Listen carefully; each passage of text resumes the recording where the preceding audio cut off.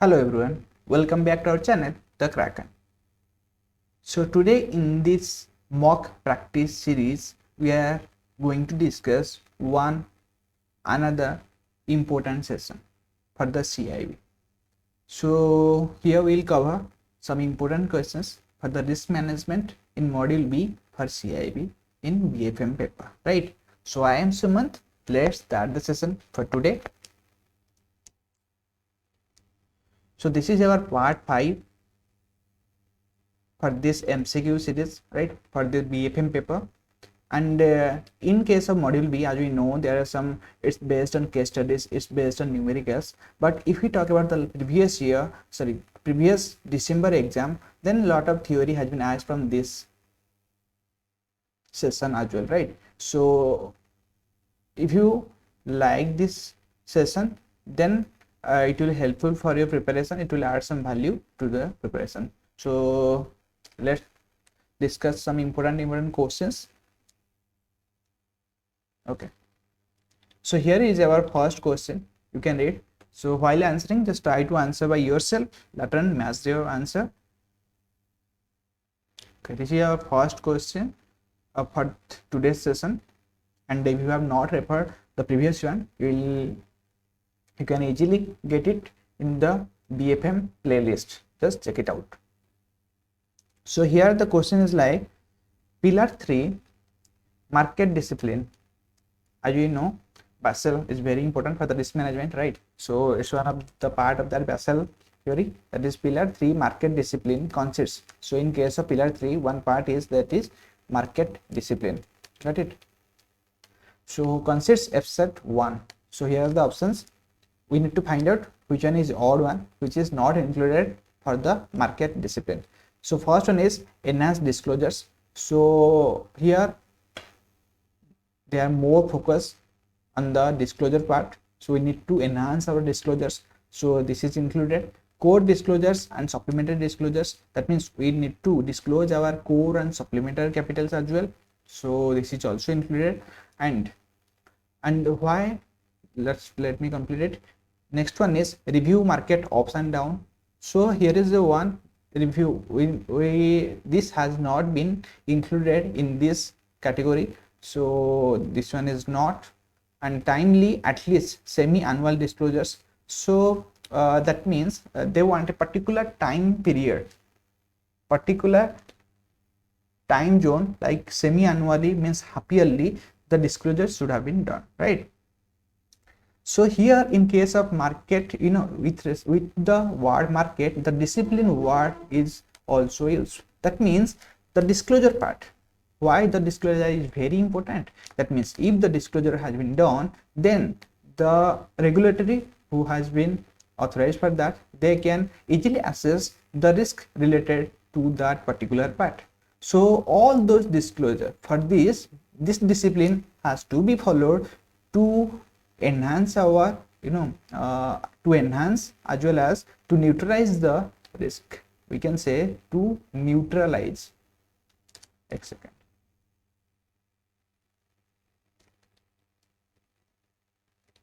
Okay, so just remember these three has been included, and this has not, market ups and down means the trend of the market has not been included in this pillar 3 of market discipline, right? So for this question, option C is the correct answer. Which capital is called supplementary capital? So tier 1, tier 2, tier 3, and none of this. So here you can see tier 1 is the core capital, right? That means we can say this is our primary capital. So this is the tier 1 is your core capital. Which one is your supplementary capital? This is the tier 2. Option of B is the correct answer, right? So just read this question, very important one. This approach, we need to have some basic idea regarding all those approaches as well.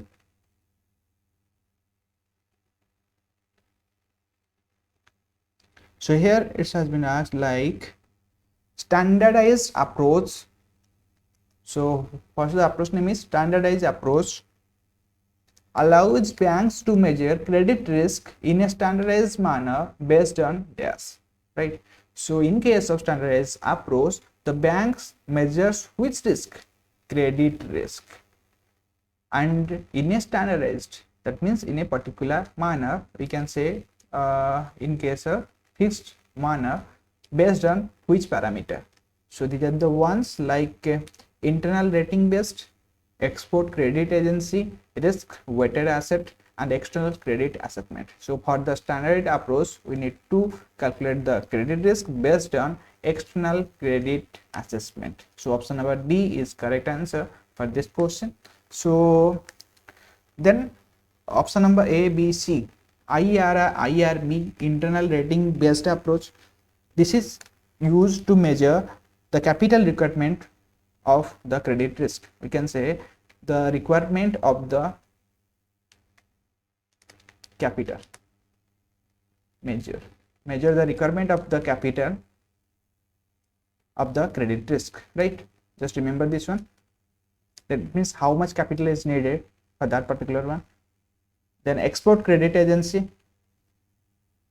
Then this has been used for the purpose of credit rating of sovereigns. The country's scores of export credit agency, that means it can be recognized as well. So we can say the purpose of the credit rating.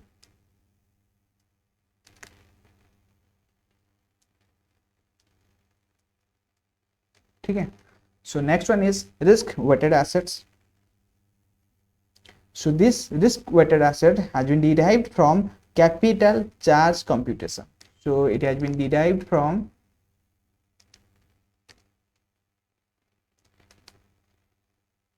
capital charge computation. Got it? So just try to remember this particular just brief idea regarding all those things. So here is our next question. Okay. So this is our next question. 1 second.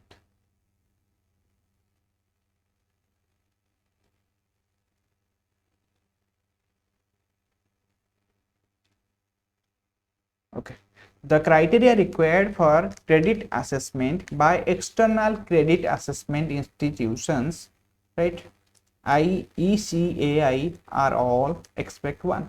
So here are the options which have been included by the external credit assessment institution for credit assessment, for the assessment of the credit facilities, except 1. So here you can see objectivity, this has been also included. Independence is also one of the part, and international access, that means all over world it can be accessible. Then next one is discipline. So this one is not the part of this criteria, right? So option number D is correct answer with respect to this. And transparency is also included, disclosure is also included, resources, credibility has been also included. So just try to remember these all: objectivity, independence, international access, transparency, disclosure, resources, credibility. We talk about the basic idea. Objectivity means we need to have a what's the object of that particular one, what's the object for that assessment, right?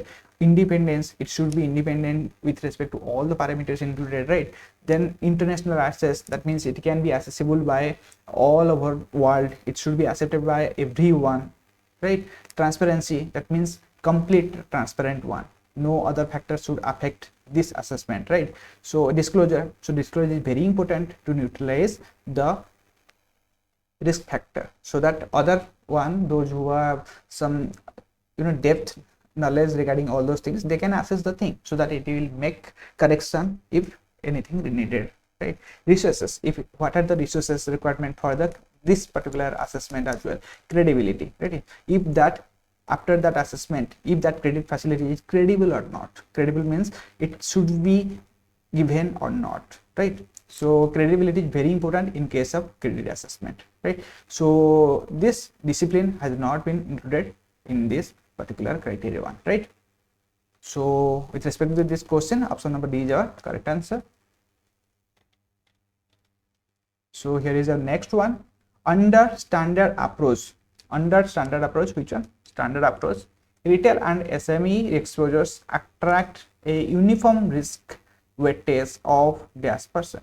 So in this standard approach, retail and SME exposures attract a uniform risk weightage of 75%. Got it? Just try to remember this one. So here is your next question. On the basis of risk weightage, pick up the odd one. That means for the risk weightage with respect to the factor risk weightage, which one is not correct. We can say if it may be where the option has been given, so some are correct one, some are not correct one, we need to find out. So let's see first one. Under standard approach, retail and SME exposure attract a uniform risk weightage of 75%. Obviously here is your question, 75%, right? So retail and SME exposure, for the retail and SME exposure, the uniform risk weightage should be 75%, and the exposure to sovereign were assigned a weight of 0%, claims against banks 20%, advance to corporate risk were based on Basel 1, right? So this is also right one. Then lending, that means exposure to sovereign, we are assigning the risk weight. So if we talk about the exposure for the sovereign one, it's 0%. Claims against banks, so if anything, any claim has been done against the bank, that will be 20%, and advance to corporate and risk weights under Basel 1 occurred, right? So next one is lending fully secured by mortgage on residential property will have a risk weightage of, if you are lending for any residential property, we need to have that particular as a mortgage, you know, right? So that for this credit facility, the risk weightage is 35%. So the loans secured by commercial property will have a 100% risk weightage. So for commercial property, that means it will be used for the commercial purpose, right? If you talk about the commercial market, like, you know, some apartments, if some builders are building some apartments, so in that case we are giving some commercial, we will take it as the commercial one, right? And in case of vehicle loan as well, someone like, if you know, so one salary person will take that will be included. But if someone is taking the vehicle or cars for the commercial purpose, that means for business purpose, then that will be included as the commercial business, right? So in that case, for the commercial one, the risk factor is 100%. Got it? So just try to remember the risk factor related to everyone. Just retail 75%, and for the sovereign 0%, against banks that is 20%, and for mortgage it's like 35%, for commercial one it's 100%. So these are the keywords to remember all those things. So here every point is correct, so all are correct. Which statement is not correct about IRB approach? So IRB approach, which one is not correct, we need to find out. So let's see what are the option has been given. So IRB approach, so let me tell you, you just try to remember all the points so that your concepts or your idea regarding the IRB points will be clear, and you will have some, you know, basic idea regarding IRB approach, right? So in case of IRB approach, this has been used to measure the capital requirement, you know, which has been measured for the capital requirement for the credit risk. So how much capital required for the credit risk it came, but we can use this approach to calculate that particular one. So next one is IRB approach. The bank's internal assessment of key risk parameters serves as a primary input to capital computation. See, this IRB is basically related with the capital part, right? So if you see this point as well, this is also included as a primary input capital computation. We need to compute the capital requirement. So here is, we can see the same meaning. So IRB approach computes the capital requirement of each exposure directly. So obviously, so for each, so here the different, you know, we can say subheads has been given. So main point is capital requirements. So here we can go deeply that for which parameter the capital requirement we can include for that, right? So exposure also, for exposure, how much the capital is required, so that also can be required, so it's also included. The next one is IRB approaches depends upon 4 parameters. So this one is very important: PD, LGD, EAD, and effective management. So obviously this is also correct. So next one is under IRB approach, banks need categorize. So in case of IRB approach, bank need to categorize so that we can easily assess the capital requirement for every factor, for every category individually. So corporates, sovereigns, banks, retail business, and equity, because every for this all these categories, these are the 5 categories. So for all the 5 categories, the factors and the surroundings is different which are affecting. So accordingly, every category has some different capital requirement, right? So that's why for individual and particular assessment of the capital requirement, we need to differentiate, we need to categorize the particulars, right? So here is this is also included for the IRB approach. And next one is internal rating based. So obviously this is the full form of the IRB, has further 2 options, that is foundation approach and advanced IRB approach. So in case of foundation approach, we can say we'll assess the credit requirement in a primary way, right? But in case of advanced, like we'll also calculate for the exposure requirement, we'll also calculate for the effective management how much capital will be required. So this will be, we'll go some deeply, we'll go some depth, and to identify the particular capital requirement, so that it will not see, we can say these categories, this is also advanced version. We are taking a particular whole area and also we are dividing that particular whole area with respect to different categories, so that we can effectively calculate the capital, right? So here every point is very important with respect to this internal rating based IRB approach. So just to try to remember from, I think I hope from this 5 to 6 point, your all the concepts related to IRB approach has been clear. So here all are correct. So option number D is the correct answer. So as I mentioned here, with the help of this MCQ, so that it will help you to learn the things. I told you our main aim is to learn the things. So main importantly, you will also learn the concepts with the testing categories, right? So that it will be just the particular one. So we can say for our CIB preparation, we need advanced IRB approach. We need this. I tell you, we need this categorization. We need to categorize our CIB. We need to categorize our priorities, right? And we need to assess our requirement, how much effort we should give, so that after 1 month we'll be free and enjoy the learning, right? So chaliye next कुछ question से let's do it first. Okay, the market risk positions that requires capital charge are dash. So here market risk positions, the risk related to market, we know there are different factors which are affecting the markets. So that require capital charge are dash. So first one is interest rate related to instrument in trading book, equities in trading book, foreign exchange upon positions throughout the bank A and C, and all of this. So the market risk can be related with all those things, like interest rate related to instruments in trading book, whatever the interest rate in the market, or in case of trading book, that also affect, that will also include the market risk positions, that will also affect the position of the risk related to the market, and equities in the trading book, obviously, right? And equities, in case of stock market, we have the equities as well. So those are very fluctuated with respect to the market, right? So this is also affect this will be also affect due to this market risk position as well, right? So foreign exchange, obviously foreign exchange is also having the same thing, open position throughout the bank. So here all of these are required or affect the market risk positions. So option number E is the correct answer.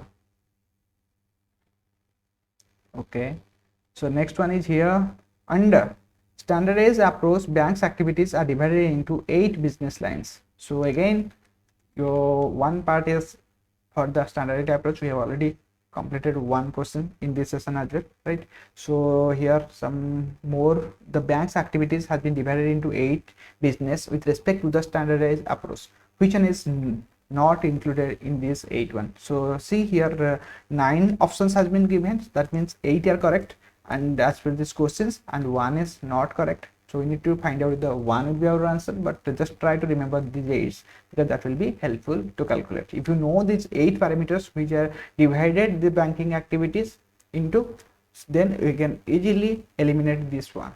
So first one is as per this standard approach, corporate finance, this is also included, trading sales, trading and sales also nowadays also banking has been also included in case of trading and sales business, and demat account.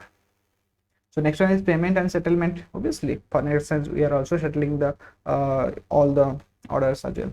So commercial banking, so this has been also included. Agency service, so now also bank, we can say third party agency, we can say, right? So now we are also bank insurance. If you try to remember this bank insurance, right? So some third party insurance products has also been a part of the banking services nowadays. So it's like a complete different products has been also included in the banking with respect to the core business, our deposits and advance. So we all are bankers, we know it very well, right?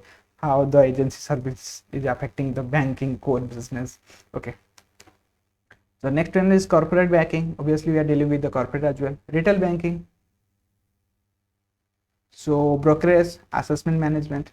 So as per this standard approach, the banking business is included into 8 business lines.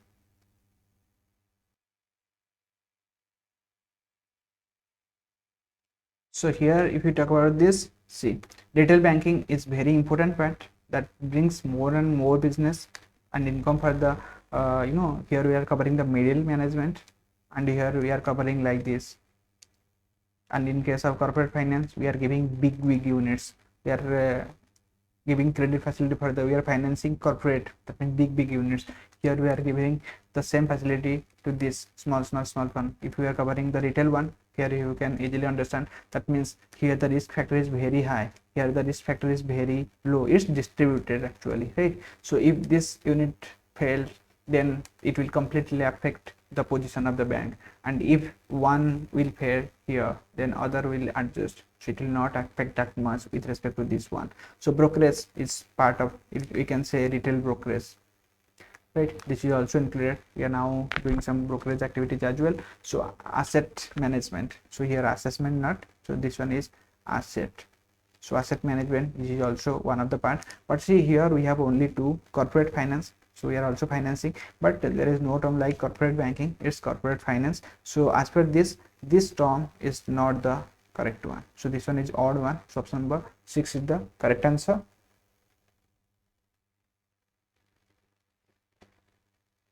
So just try to remember, one is corporate finance, trading and sales, payment settlement, commercial banking, agency services, retail banking, retail brokerage, and next one is asset management, are 8 business lines under the standardized approach, right? So for today's one, this will be our the last one, but it's not the list. We are going to cover some more and more important questions. So to motivate me as well, just like, share and subscribe this channel as well, so that you will be a part of this community, and also share with your friends, those who are preparing for the CIB exams as well, and your banking aspirants as well.